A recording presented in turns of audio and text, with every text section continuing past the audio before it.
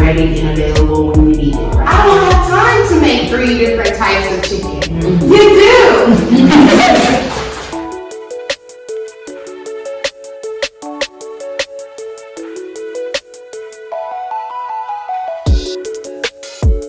That we're not going to name again until we get a check.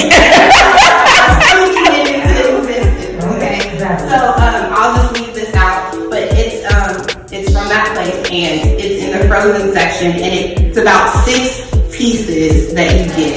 Because I don't want to put myself in a box and just say that I'm going to not do stuff and I end up doing it. So I think it's about health and wellness and how you feel.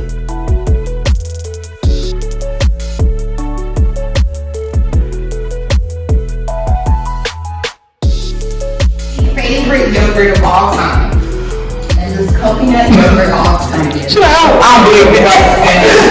I don't believe it. Listen, I don't believe her now, so taste it. It don't have the particles. No, it don't. So what I love about this is it's very light. It has a very light taste. It's really refreshing. And so you're gonna try this as well. It has almond milk yogurt. Yeah.